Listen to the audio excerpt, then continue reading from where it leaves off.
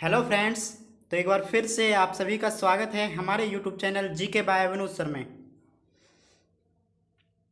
तो आशा करता हूँ कि आप सब लोग बहुत ही अच्छे होंगे, स्वस्थ होंगे और अपनी तैयारी को बहुत ही बेहतर बना रहे होंगे। तो कल तक हमने पढ़ा था फ्यूचर टेंस, ठीक है। इसमें फ्यूचर के हमने चारों पार्ट देख लिए थे। टेंस हमने स्टार्ट कर ही दिया था कल, ठीक है। फ्यूचर पढ़ भी लिया है। तो आज हम स्टार्ट करेंगे पास्ट। कौन सा टेंस? पास्ट। उसके बाद करेंगे प्रेजेंट, ठीक है। उसके बाद यदि कुछ और बचेगा इसके बारे में तो उसे कर लेंगे। फिर फिर उसके बाद हम क्या करने वाले हैं? नरेशन या फिर वॉइस, ठीक है। और इसकी प्रैक्टिस करने वाले हैं, ओके। तो गाइस चलते हैं हम आज के अपने लेक्चर पर। आज का लेक्चर बहुत ही इंटरेस्टिंग होने वाला है, क्योंकि कल फ्यूचर टेंस बहुत ही छोटा था और उसमें कोई भी एडिशनल सेंटेंस, लगभग एक ही एडिशनल सेंटेंस था और कोई एडिशनल सेंटेंस था नहीं, है ना। आज का लेक्चर इंटरेस्टिंग होने वाला है। देखते हैं क्या इंटरेस्टिंग होने वाला है आज के लेक्चर में। अच्छा, करते हैं हम स्टार्ट पास्ट इंडेफिनिट। देखिए, फर्स्ट बात ये आती है कि पास्ट इंडेफिनिट टेंस होता क्या है, इसकी डेफिनेशन क्या होती है, ठीक है।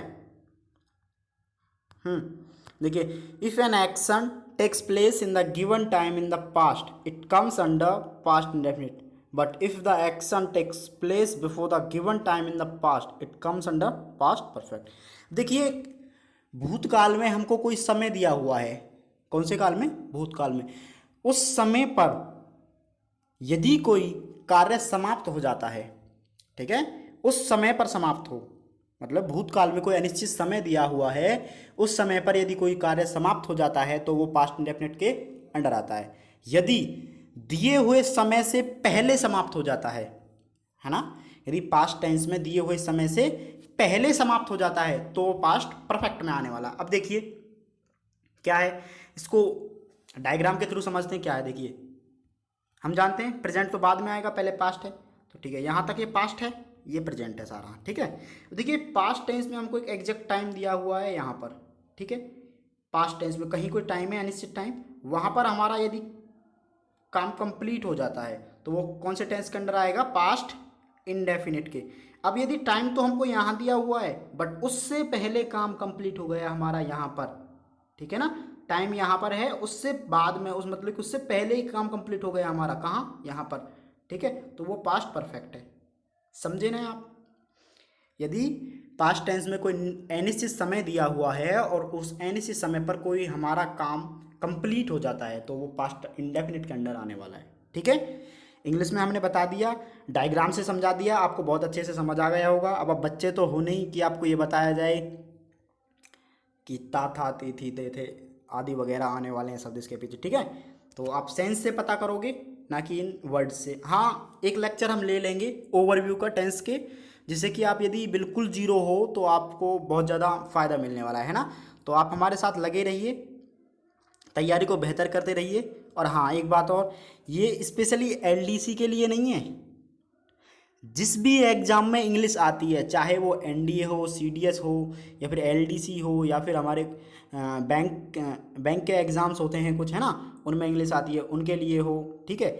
सारा टीचर में जहाँ भी सेकंड ग्रेड में कहीं इंग्लिश आती है ना, तो उनके लिए हमारा ये बहुत इंपॉर्टेंट टॉपिक है, ठीक है। और लगभग इससे ज़्यादा टेंस आपको कोई कराने वाला नहीं है जितना मैं कराने वाला हूँ, ठीक है। कोई भी कितना भी बड़ा एग्ज़ाम हो, आप बिलीव कीजिए, पक्का फंसेगा, 101% फंसेगा, ठीक है, जो मैं करा रहा हूँ। बस आप सभी लगते रहिए और हमारे चैनल को जितना हो शेयर करिए, जिससे कि हमको कुछ सपोर्ट मिले, ठीक है। बहुत अच्छा देंगे आपको, बस आप सपोर्ट करते रहिए, ठीक है। शेयर करिए जितना हो सके, अपने दोस्तों को, फ्रेंड्स को जोड़िए, जिससे कि ज़्यादा से ज़्यादा बच्चे हमसे जुड़ पाएँ और हमें भी पढ़ाने में बहुत अच्छा लगे, बहुत अच्छा प्रैक्टिस सेशन आपको दे पाएँ, ठीक है। जल्दी से जल्दी पैनल पर आ पाएँ, ठीक है। तो जोड़िए अपने दोस्तों को, फ्रेंड्स को, सभी को, जितने भी आपके रिलेटिव्स हैं, कुछ भी है, मतलब कि यहाँ पर आपको बहुत ही बेटर स्टडी मिलने वाली है, ठीक है। क्योंकि यूट्यूब पर कोई भी अपने कॉन्सेप्ट्स नहीं देता है, यूट्यूब पर ओनली प्रैक्टिस कराई जाती है, कॉन्सेप्ट कोई नहीं देता है। हम आपको अपने टोटल कॉन्सेप्ट देने वाले हैं यूट्यूब पर, ठीक है। उसके बाद प्रैक्टिस भी करवाने वाले हैं, पहले कॉन्सेप्ट देने वाले हैं, ठीक है। तो बस यही है, जुड़िए आप हमसे पूरी तरह से, अपने मित्रों को, फ्रेंड्स को, रिलेटिव्स को जोड़िए, ठीक है। जो भी पढ़ना चाहता है उसको रिकमेंड कीजिए कि हमारा ये चैनल बहुत ही अच्छी स्टडी मटेरियल देने वाला है, ठीक है, और दे रहा है, देने वाला नहीं है, दे रहा है, ठीक है। चलिए बढ़ते हैं आगे हम लेक्चर में। तो देखिए पास्ट इंडेफिनिट टेंस का फंडा मैं आपको थोड़ा सा पहले समझा देता हूँ, ठीक है। कि देखिए पास्ट इंडेफिनिट सेंटेंस में पहली बात एच वी क्या रहने वाली है, एच वी रहने वाली है डिड। अब चाहे सब्जेक्ट कैसा भी हो, कोई सा भी हो, सबके साथ डिड यूज होने वाला, क्या, डिड, ठीक है। और सेकंड बात, इसमें हमारे जो सेंटेंस बनने वाले कितने टाइप के बनने वाले हैं, 4 टाइप के, पॉजिटिव, नेगेटिव, इंटरोगेटिव, 2 टाइप के होने वाले हैं, ठीक है ना। ये हो गए 4 टाइप के, ये बनने वाले हैं ना, ठीक है। अब देखिए पॉजिटिव जो सेंटेंस बनता है इसमें, क्या, पॉजिटिव सेंटेंस वो एक अलग वे से बनता है। किस वे से बनता है उसको देख लीजिए। देखिए जब हम पॉजिटिव सेंटेंस बनाते हैं पास्ट इंडेफिनिट का, तब हम एच वी का यूज नहीं करते हैं। किसका, एच वी का यूज नहीं करते हैं। एच वी का यूज नहीं करने के पीछे रीजन है कि हम उसके जगह पर वर्ब की सेकंड फॉर्म का यूज कर देते हैं। कौन सा, वर्ब की सेकंड फॉर्म का यूज कर देते हैं, ठीक है। पास्ट इंडेफिनिट के पॉजिटिव सेंटेंसेस में हम एच वी का यूज नहीं करेंगे, उसके स्थान पर वर्ब की सेकंड फॉर्म का यूज करेंगे, ठीक है। बाकी कोई भी सेंटेंस आने वाला है अपना, इंटरोगेटिव हो, नेगेटिव हो, इंटरोगेटिव का कोई सा भी टाइप हो, उसमें हम डिड हेल्पिंग वर्ब का यूज करेंगे और वर्ब की फर्स्ट फॉर्म का यूज करेंगे। समझे आप मैंने क्या कहा।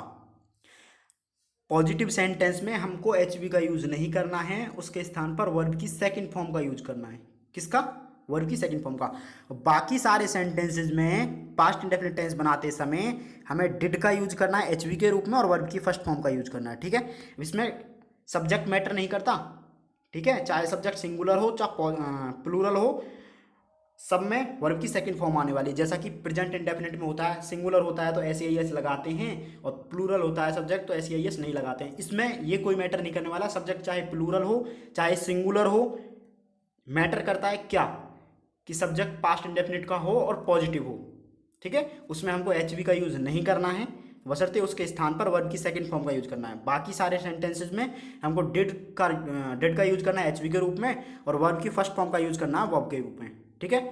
जैसे कि स्ट्रक्चर देख लेते हैं अपन।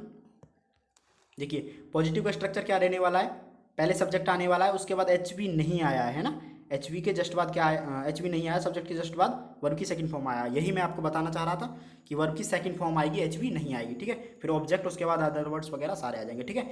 अब नॉट, एक चीज़ तो आपको क्लियर कर ही दी थी मैंने, यदि कहीं भी हमको नॉट लगाना है, नॉट लगाना है तो 3rd नंबर पर आएगा। कौन से नंबर पर, 3rd नंबर पर।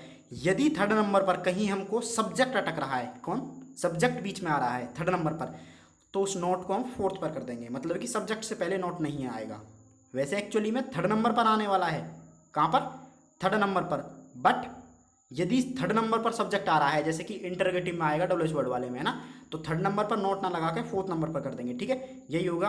अब देखिए सब्जेक्ट है, उसके बाद डिड हेल्पिंग वर्ब है, उसके बाद नोट लगाया 3rd नंबर पर, उसके बाद वर्ब की फर्स्ट फॉर्म, फिर ऑब्जेक्ट, फिर डॉट डॉट होगा सारा कुछ, है ना।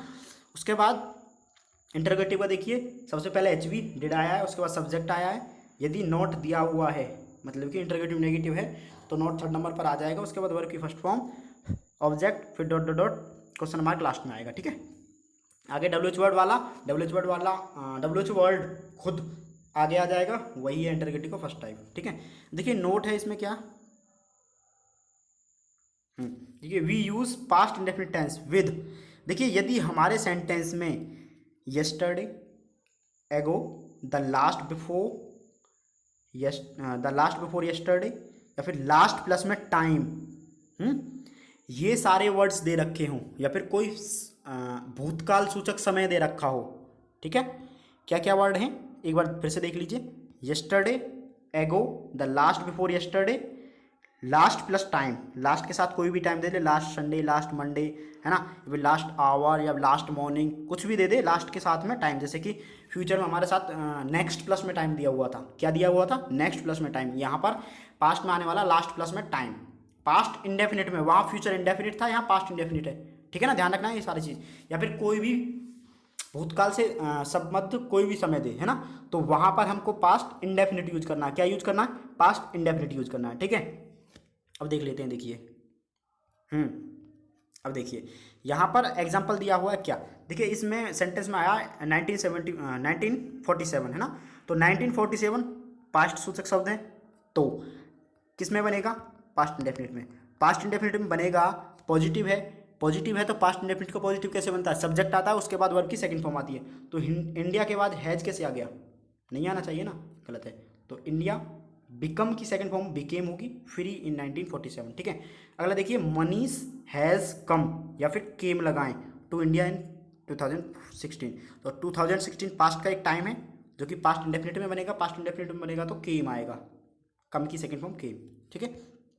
अगला देखिए, माई ब्रदर हैड गॉन या फिर went abroad for higher education 2 years एगो। देखिए यहाँ पर एगो वर्ड आया है, क्या, एगो वर्ड, ठीक है। एगो वर्ड कहाँ पर यूज होता है, पास्ट इंडेफिनिट टेंस में, तो पास्ट इंडेफिनिट में सब्जेक्ट के बाद जस्ट हमारे वर्ब की सेकंड फॉर्म आएगी, तो my brother went, had gone नहीं आएगा, क्या आएगा, वेंट, गो की second form went abroad for higher education 2 years एगो, ठीक है, समझ गए होंगे आप। आगे चलते हैं।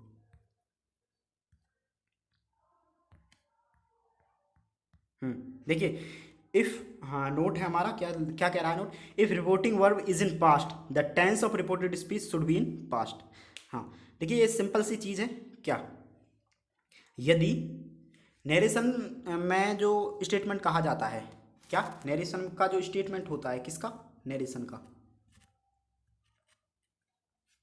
नरेशन का स्टेटमेंट जो होता है, कथन जो होता है, वो दो पार्ट्स में बटा हुआ होता है, ठीक है। एक वो पार्ट होता है, कौन सा, जो कि इन्वर्टेड कॉमा से बाहर है, स्टार्टिंग वाला पार्ट, और एक पार्ट वो होता है जो इन्वर्टेड कॉमा के अंदर होता है, ठीक है। तो इन्वर्टेड कॉमा के जो बाहर वाला पार्ट है, ठीक है, तो उसे कहते हैं रिपोर्टिंग वर्ब, जो कॉमा से और इन्वर्टेड कॉमा से पहले आने वाला है, ही सेड टू मी वगैरह वगैरह, है ना, ऐसा कुछ, तो वो उसे क्या कहते हैं, रिपोर्टिंग वर्ब। और जो कॉमा, इन्वर्टेड कॉमा और कॉमा के अंदर आने वाला है, उसे क्या कहते हैं, रिपोर्टेड स्पीच, क्या कहते हैं, रिपोर्टेड स्पीच। तो ये नोट ये बोल रहा है, यदि रिपोर्टिंग वर्ब हमारी पास्ट टेंस में है तो एब्सोल्युटली रिपोर्टेड स्पीच अपनी किस में आने वाली है, पास्ट टेंस में, कोई दिक्कत नहीं होनी चाहिए, ठीक है।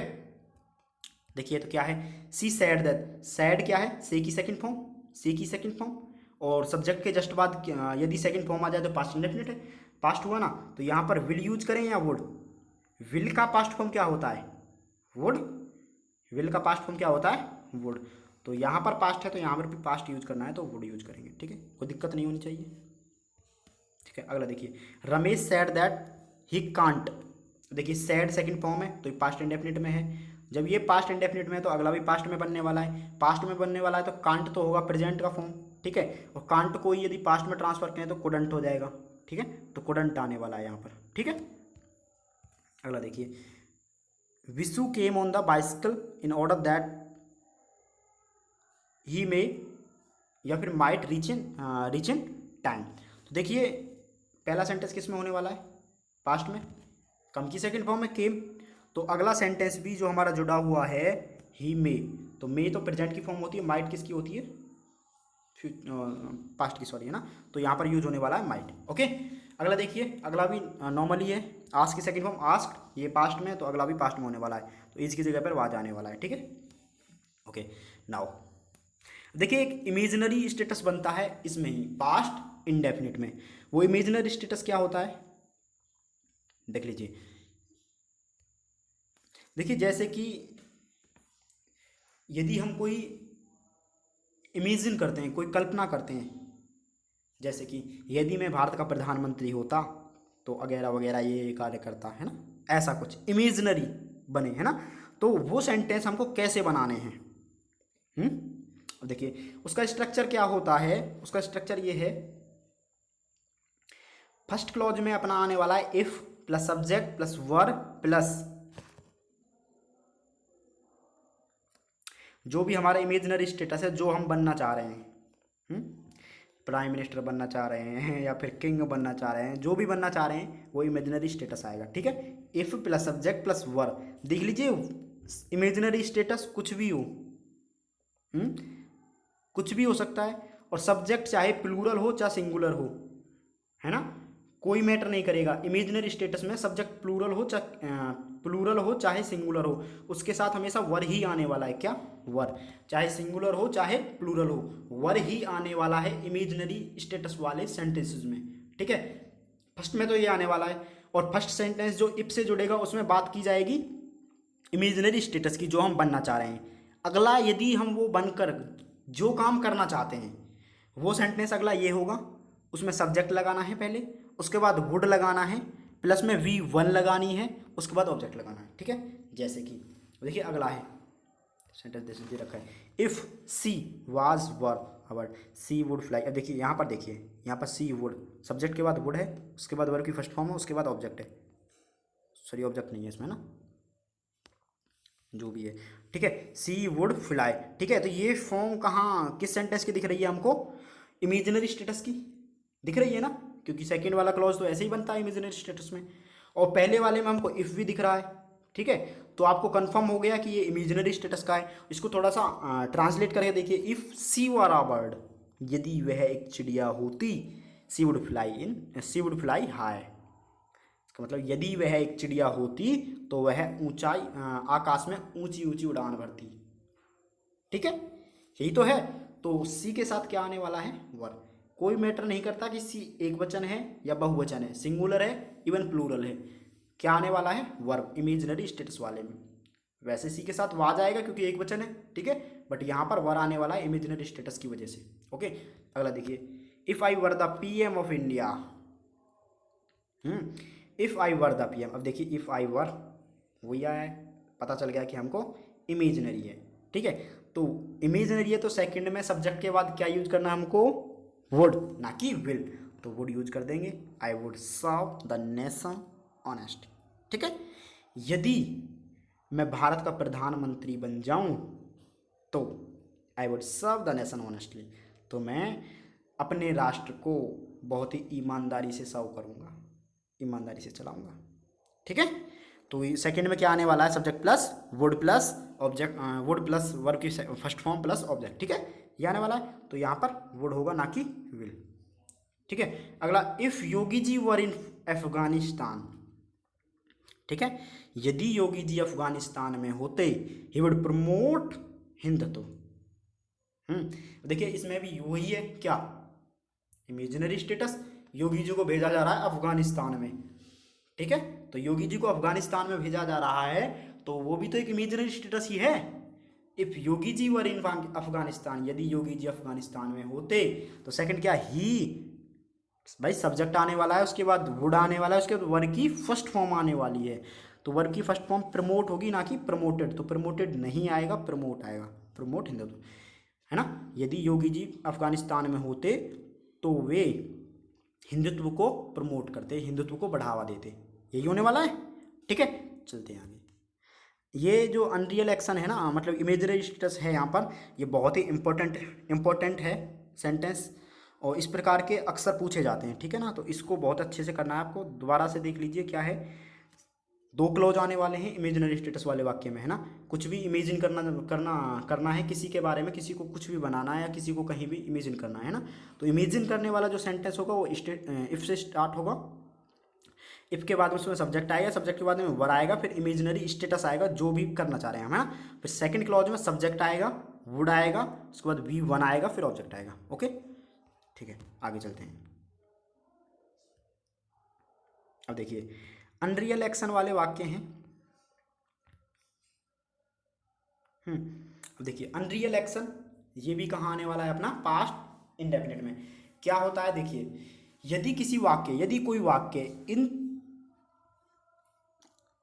तीन क्लॉजेज से स्टार्ट हो, किससे? It is time, it is high time, it is about time. देखिए देखने में ये प्रेजेंट लग रहे हैं, क्योंकि इसका यूज हो रहा है, बट इसका मतलब निकालिए क्या होता है? It is time, it is high time, it is about time. यदि ये क्लॉज आ रहे हैं तो सेकंड क्लॉज में एब्सोल्युटली पास्ट इंडेफिनिट का यूज होगा। किसका? पास्ट इंडेफिनिट का। यदि कोई सेंटेंस दो क्लॉजेस से बना है, फर्स्ट क्लॉज में it is time, it is high time, it is about time आ रहे हैं, तो आगे हम पास्ट इंडेफिनिट का ही यूज करेंगे। देखिए जैसे कि इसका अर्थ निकालते हैं। अब वैसे तो ये इसके हिसाब से हमको लग रहे हैं प्रेजेंट इंडेफिनिट के, ठीक है। अब देखिए इसका अर्थ निकालते हैं। जैसे एग्जाम्पल दिया हुआ है अपन को, it is time you went home, मतलब कि ये जो समय है ना वो इतना हो चुका है, इतने आगे जा चुका है कि तुम्हें घर चला जाने चाहिए था, है ना। इसका मतलब जो समय है ना वो हो चुका है पास्ट में, तुम्हारे घर जाने का समय हो चुका है। It is time you went home, ठीक है। इसका मतलब ये जो समय है, समय आपका ये कंप्लीट हो चुका है, अब आपको ये काम कर ही लेना चाहिए, ठीक है। तो ये समय ये बताता है ना। यदि इसका ट्रांसलेट करके देखें ना तो हमको मालूम होगा कि ये एक्चुअली पास्ट का है ना, बट महसूस होता है इसकी वजह से प्रेजेंट का, ठीक है। अगला देखते हैं, जैसे कि अब देखिए यहाँ पर इट इज़ टाइम आया, उसके बाद यू के बाद पूछा है हमको वर्ब की फॉर्म क्या होने वाली है, तो पास्ट इंडेफिनिट होगा। It is time, it is high time, it is about time के बाद पास्ट इंडेफिनिट में वर्ब की सेकंड फॉर्म यूज होती है, तो वो की सेकंड फॉर्म वेंट हो जाएगी, ठीक है। तो यहाँ पर क्या आने वाला है, वेंट। अगला देखिए, it is high time we blank hard, ठीक है। अब देखिए इट इज़ हाई टाइम, मतलब कि ये जो समय है ये बहुत ज़्यादा हो चुका है, यह समय बहुत ज़्यादा हो चुका है, अब तुम्हें मेहनत मतलब कड़ी मेहनत करनी है, अब तुम कड़ी मेहनत करो, ठीक है। मतलब जो समय है ना तुम्हारा, जब तुम नहीं कर सकते थे वो तो निकल चुका है, ये तो कंप्लीट हो चुका है समय, ठीक है। अब तो तुमको करनी ही होगी। तो यहाँ से पता चलता है कि इसका सेंस क्या होने वाला है। इट इज़ हाई टाइम, ये बहुत ही उच्च समय हो गया है। वी वर्क हार्ड, हमको कड़ी मेहनत करनी है या हम कड़ी मेहनत करें, ठीक है। ऐसा अर्थ निकालेंगे तो यहाँ से पता चलता है इट इज़ हाई टाइम, तो इसका ट्रांसलेशन लगभग पास्ट में जाता है, ठीक है। यहाँ से पता चलता है कि अगले पास्ट इंडेफिनिट आने वाला है, ठीक है। तो आगे चलते हैं, यहाँ पर क्या आएगा, वर्क की फॉर्म पूछिए तो वर्क की सेकंड फॉर्म वर्कड हो जाएगी, पास्ट इंडेफिनिट यूज होने वाला है, ठीक है। आगे चलते हैं, देखिए इट इज़ हाई टाइम, वही सी के बाद फॉर्म पूछिए टॉक की, तो टॉकड हो जाएगी सेकंड फॉर्म, ओके। अगला, it is high time the people of Dehradun, तो देहरादून के जो लोग हैं उनको मीट आएगा या मैट आएगा, मैट आएगा, मीट की second form met, past indefinite आने वाला है तो यहाँ पर मैट आएगा, यहाँ पर टाकड आएगा, ठीक है। आगे देखते हैं, आगे चलते हैं। देखिए हमारा जो पास्ट इंडेफिनिट था वो लगभग कंप्लीट हो चुका है। और थोड़ा बहुत इसके बारे में बचा है, कुछ एक दो सेंटेंस जिसमें आते हैं कंबाइंड वाले, वो आपको टेंस कंप्लीट होने के बाद एक बार दोबारा से सारे के सारे जितने भी कॉन्सेप्ट हैं, ये नॉर्मली वाले कॉन्सेप्ट नहीं, आपके जितने भी कॉन्सेप्ट जहाँ से क्वेश्चन बनने की आस है, जहाँ से क्वेश्चन बनने हैं, जहाँ से क्वेश्चन पुटअप होंगे पक्का, वही कॉन्सेप्ट आपको दोबारा से रिवाइज कराए जाएंगे, ठीक है। तो हम अब अगला टेंस स्टार्ट करते हैं, पास्ट कंटिन्यूस टेंस। देखिए पास्ट कंटिन्यूस टेंस क्या होता है, if an action continues in the past, यदि भूतकाल में हमको कोई समय दिया हुआ है और उस समय से आगे हमारा जो कार्य है वो लगातार हो रहा है, समझे। यदि भूतकाल में हमारा कार्य लगातार चल रहा है, ठीक है, तो वो टेंस किसके अंडर आएगा, पास्ट कंटिन्यूस टेंस के। देखिए जस्ट सिंपली मैंने बताया था आपको, जहाँ कंटिन्यूस दिखे वहाँ वर्ब की फोर्थ फॉर्म आने वाली है, वर्ब की फोर्थ फॉर्म मतलब वर्ब की फर्स्ट फॉर्म में आईएनजी, ठीक है। ये चीज़ तो आपकी क्लियर होगी, हैं। और सेकंड बात, इसमें एच वी क्या रहने वाली है, एच वी देखिए, ठीक है। देखिए एच वी इसमें दो रहने वाली है, कौन सी, वाज और वर, क्या चीज़, वाज और वर, ठीक है। वाज और वर रहने वाली है इसमें एच वी। अब देखिए वाज का यूज होगा सिंगुलर सब्जेक्ट के साथ, सिंगुलर सब्जेक्ट के साथ वाज का, और वर का यूज होगा सिंगुलर सॉरी प्लूरल सब्जेक्ट के साथ, किसके साथ, प्लूरल सब्जेक्ट के साथ। एक वचनकर्ताओं के साथ वाज का प्रयोग होगा और बहुवचनकर्ताओं के साथ वर का प्रयोग होगा, ठीक है। तो आगे देखते हैं हम इसके स्ट्रक्चर, पॉजिटिव का, फिर नेगेटिव का, फिर इंटरोगेटिव का। देखिए पॉजिटिव का स्ट्रक्चर है सब्जेक्ट, उसके बाद एच वी है, उसके बाद वर्ब में आई एन जी, वही ऑब्जेक्ट, नेगेटिव में थर्ड नंबर और नोट लगाना है, कुछ भी नहीं है, ठीक है। और एच वी इंटरोगेटिव में एच वी आगे रखना है, डिटो लिख देना है, ठीक है। पीछे क्वेश्चन मार्क भी जरूरी लगाना है ना, ये चीज़ ध्यान रखना है। डब्ल्यूएच वर्ड में डब्ल्यूएच वर्ड आगे लिखना है, उसके बाद इंटरोगेटिव को फर्स्ट टाइप लिख देना है, डिटो, ठीक है। अब देखिए इसमें कुछ वाक्य हैं, इन्हें बनाने थे। जब पिताजी ऑफिस से घर लौटे मेरा बड़ा भाई पबजी खेल रहा था। अब देखिए पहला वाक्य क्या है, जब पिताजी घर ऑफिस से घर लौटे, लौटे इसका मतलब पास्ट इंडेफिनिट, तो बनाइए इसे पास्ट इंडेफिनिट। व्हेन फादर, पिताजी है ना, फिर लौटने की, returned home from the office, comma, मेरा बड़ा भाई पबजी खेला था। माय एल्डर ब्रदर, ओल्डर नहीं आएगा, एल्डर, एल्डर और यंगर आता है, एल्डर बड़े के लिए और यंगर छोटे के लिए है ना। Elder brother was playing PUBG, कोई दिक्कत नहीं होनी चाहिए आपको। क्यों? जो पहला वाला सेंटेंस बना है वो बना है पास्ट इंडेफिनिट में, किसमें? पास्ट इंडेफिनिट में, ठीक है। पास्ट इंडेफिनिट में क्या होता है, पहले पास्ट इंडेफिनिट का यदि पॉजिटिव होता है तो उसमें सब्जेक्ट आता है, उसके बाद वर्ब की सेकंड फॉर्म आती है। वही सेम हुआ है, पहले वहन का यूज कर लेंगे, उसके बाद फादर, और फिर रिटर्न की सेकंड फॉर्म रिटर्न, उसके बाद ऑब्जेक्ट होम है, कहाँ से लौटे थे? फ्रॉम द ऑफिस, हो गया, कॉमा लगा के। अब देखिए अगला जो सेंटेंस है हमारा वो किसका? पास्ट कंटिन्यूअस का। पास्ट कंटिन्यूअस में जो पॉजिटिव का स्ट्रक्चर था वो क्या था? पहले सब्जेक्ट, उसके बाद एच वी। तो सब्जेक्ट क्या है? मेरा बड़ा भाई, तो माई एल्डर ब्रदर, फिर एच वी, मेरा बड़ा भाई एक ही है तो वाज। उसके बाद वर्ब में आईएनजी, वर्ब क्या है? खेलना, है ना। खेलने की अंग्रेजी होती है प्ले, तो प्ले में आईएनजी, प्लेइंग। पबजी की पबजी हो ही जाएगी, कोई दिक्कत नहीं, ठीक है। आगे देखिए, वह 2 घंटे पहले स्वेटर बुन रही थी। अब देखिए मैंने एक चीज़ आपको क्लियर बताई थी ना, क्या? यदि समय के बाद से शब्द आए, किसके बाद? समय के बाद से शब्द आए और बाद में रहा, रही, रहे वगैरह वाला पैटर्न हो, तो वो परफेक्ट कॉन्टिन्यूअस बन जाता है। क्या? Perfect continuous. अब यहाँ पर समय के बाद क्या शब्द आया है? पहले समय के बाद। यदि समय के बाद से शब्द आ जाता तो यहीं पर ये पास्ट परफेक्ट कंटिन्यूअस का बन जाता है, ठीक है। बट समय के बाद क्या शब्द आया है? पहले, तो ये पास्ट कंटिन्यूअस का है ना। ये मैं कल समझाना चाह रहा था, उसका आज एग्जाम्पल भी आ गया, आपको समझ आया होगा, ठीक है।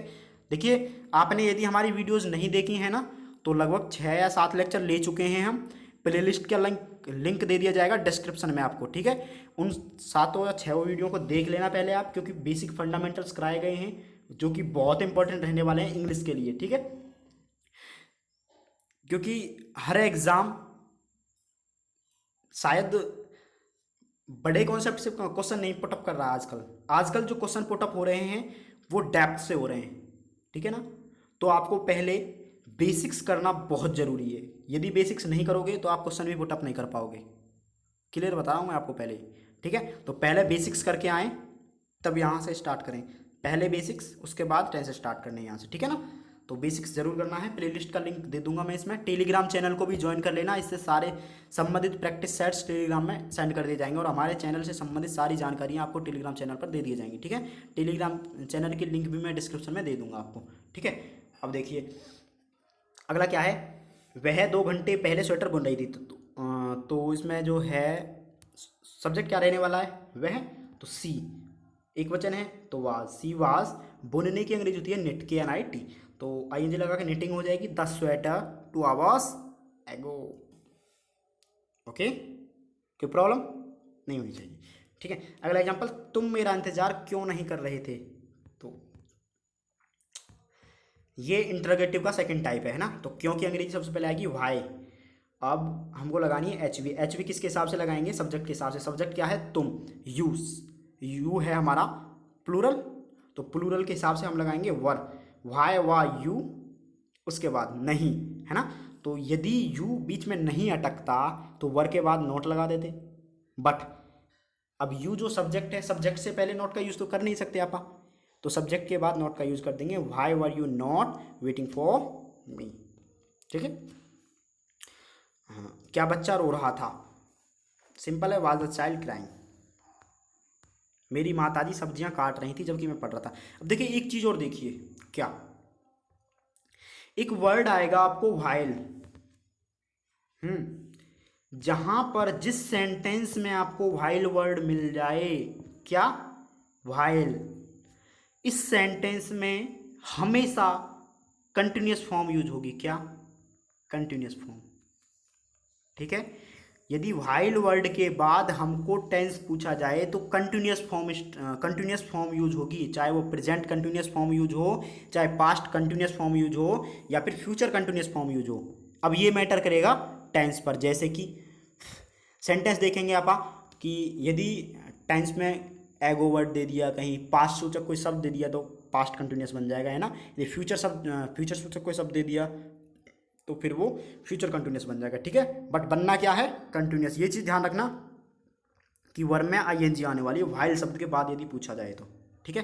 अब देखिए अगला जो सेंटेंस है वो देखते हैं। मेरी माताजी सब्जियां काट रही थी जबकि मैं पढ़ रहा था। काट रही थी इट मीन्स पास्ट कंटिन्यूस। देखिए my mother was cutting vegetables, जबकि की अंग्रेजी क्या होती है, व्हाइल आई वॉज स्टडिंग। अब देखिए आई का यूज देखिए कहीं कहीं। अब देखिए आई जो है उसको पास्ट टेंस में सिंगुलर कंसीडर किया जाता है, क्या, सिंगुलर। जबकि आई को प्रेजेंट टेंस में प्लूरल कंसीडर किया जाता है, ठीक है। ये बात आप ध्यान रखना कि आई को प्रेजेंट टेंस में प्लूरल कंसीडर किया जाता है और पास्ट टेंस में आई को सिंगुलर कंसीडर किया जाता है। और फ्यूचर टेंस के लिए आई स्पेशलाइज्ड है क्योंकि फर्स्ट पर्सन के साथ हम अधिकतर सेल का यूज़ करते हैं तो वहाँ स्पेशल है। प्रेजेंट में हमको प्लूरल की तरह भांति व्यवहार करना है इसके साथ, आई के साथ, और पास्ट टेंस में सिंगुलर की भांति व्यवहार करना है, ठीक है। आगे चलते हैं।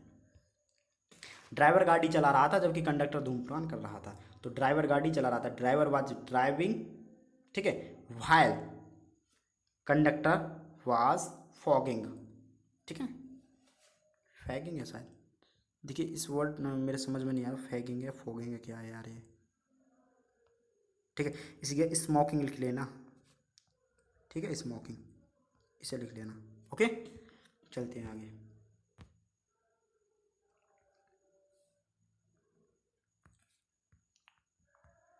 देखिए क्या है, वो घर आया जब मैं क्रिकेट देख रहा था। तो वो घर आया पास्ट इंडेफिनिट का है, आया, ठीक है। तो he came home when I was watching cricket, okay. Simple सा, जब मैं कल उठा, when I got up yesterday सूरज चमक रहा था, the sun was shining. Simple सा है। यदि कोई सेंटेंस आपको समझ नहीं आता है तो आप एक बार कमेंट करके बता देना कि ये समझ नहीं आया, आपको ज़रूर बता दिया जाएगा दोबारा से, ठीक है। अब देखिए पास्ट परफेक्ट टेंस स्टार्ट करते हैं आप, क्या, पास्ट परफेक्ट टेंस। देखिए पास्ट परफेक्ट टेंस क्या होता है वो मैंने आपको पास्ट इंडेफिनिट में भी बता दिया था। क्या, यदि पास्ट में हमको कोई अनिश्चित समय दिया हुआ है, पास्ट में यदि हमको कोई समय दिया हुआ है और उस दिए हुए समय से पहले कोई कार्य हमारा संपन्न हो जाता है तो वो कार्य पास्ट परफेक्ट टेंस के अंडर आएगा, ठीक है। दोबारा से, यदि कोई कार्य दिए हुए समय से पहले संपन्न हो जाता है भूतकाल में तो वह पास्ट परफेक्ट टेंस के अंडर आएगा, ठीक है। अब देखिए इंग्लिश में क्या दे रखा है, if an action takes place before the given time in the past it comes under past perfect tense, ठीक है। इसके लिए देखिए आपको एक चीज़ बता दी थी मैंने कि परफेक्ट में, किसमें, परफेक्ट में, जहाँ परफेक्ट दिख जाए आपको वहाँ पर वर्ब की थर्ड फॉर्म यूज होने वाली है, पहली बात, ठीक है। एच बी की रही बात, तो पास्ट परफेक्ट टेंस में एच बी हेड यूज होगी, चाहे सिंगुलर टेंस हो, सिंगुलर सब्जेक्ट हो, चाहे प्लूरल सब्जेक्ट हो, ठीक है। अगली बात, स्ट्रक्चर देखते हैं। स्ट्रक्चर देखिए, पॉजिटिव का वही है, subject, had, V third, object, dot dot, ठीक है। नेगेटिव का थर्ड नंबर पर नोट आने वाला है बस। इसमें इंटरगेटिव फर्स्ट टाइप में हेड को हम पहले ले आएंगे, बाकी डिटो उतार देंगे।